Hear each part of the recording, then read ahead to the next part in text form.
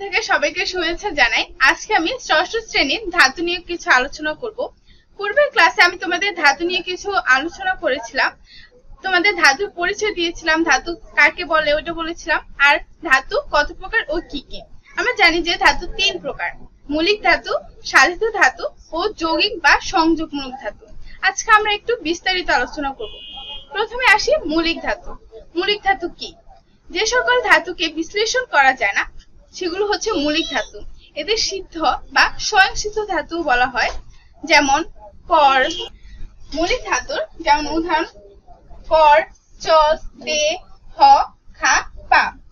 এবার আমরা যাই সাধিত ধাতু। মৌলিক ধাতু বা নাম শব্দের পরে আ প্রত্যয় যোগে যে ধাতু গঠিত হয় সেগুলো হচ্ছে সাধিত ধাতু। যেমন সাধিত ধাতু পর যোগ আ, এখানে আ প্রত্যয় যোগে পড়া। দেখ যোগ আ, দেখা। উঠ যোগ আ, উঠা বা ওঠা। এবার আমরা যাই যৌগিক ধাতু বা সংযোগমূলক ধাতু। যৌগিক ধাতু বিশেষ বিশেষণ বা ধনাত্মক অব্যয়ের পরে কর, দে, হ, যা, খা ইত্যাদি মৌলিক ধাতু মিলনের ফলে যে নতুন ধাতু গঠিত হয় সেটাই হচ্ছে যৌগিক বা সংযোগমূলক। যেমন দেখো সাঁতার কাঠ, এখানে কাঠ ধাতু যৌগিক। হাত ঝাড়, এখানে ঝাড় ধাতু যৌগিক। আর এখানে ছিছি কর অব্যয়ের সঙ্গে। আশা করি তোমরা বুঝতে পেরেছো।